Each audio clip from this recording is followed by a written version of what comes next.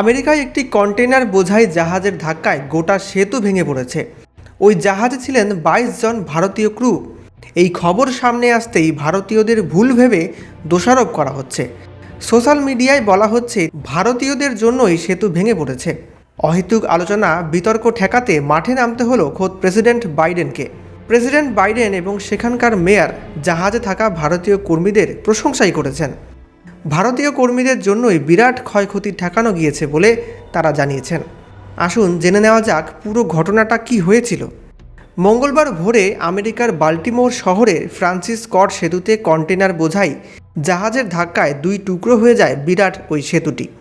জলে পড়ে যায় সেতুতে থাকা কিছু গাড়ি, এমনকি ৬ জনের মৃত্যুর আশঙ্কাও করা হচ্ছে। জানা গিয়েছে যে জাহাজটি ধাক্কা মেরেছে বাল্টিমোর ব্রিজে, তাতে সমস্ত ক্রু সদস্যই ভারতীয়। দুর্ঘটনায় তারা অবশ্য কেউ আহত হয়নি, তবে এই ঘটনার জন্য তাদেরই দায়ী করা হচ্ছে। যদিও জাহাজের দুই চালক মার্কিন মূলকেরই বাসিন্দা। মেরিল্যান্ডের মেয়রও ওই জাহাজকে দোষারোপ না করে বরং ভারতীয় ক্রুদের হিরো বলে আখ্যা দিয়েছেন। জানা গেল ব্রিজে সংঘর্ষ হতে চলেছে তা আগে থেকে জানা গিয়েছিল এবং সেই মোতাবেক সতর্ক বার্তা পাঠানো হয়েছিল।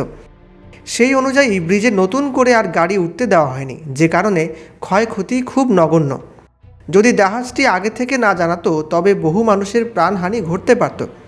ভারতীয় ক্রুদের এই বুদ্ধিমত্তার জন্যই মেরিল্যান্ডের গভর্নর ওয়েস মুর তাদের হিরো আখ্যা দিয়েছেন। ডালি নামক ৯৪৮ ফুট উচ্চতার ওই কন্টেনারটি শ্রীলঙ্কার কলম্বো বন্দরে আসছিল। সংবাদ মাধ্যম সূত্রে খবর, ব্রিজ ভেঙে কমপক্ষে ২০ জন নদীতে পড়ে গিয়েছিলেন। নদী থেকে দুজনকে উদ্ধার করা হয়েছে। এদের মধ্যে একজন অক্ষত থাকলেও আরেকজনের অবস্থা আশঙ্কাজনক। অন্যদিকে ব্রিজে সারাইয়ের কাজ করছিলেন এমন কয়েকজনও নিখোঁজ রয়েছে।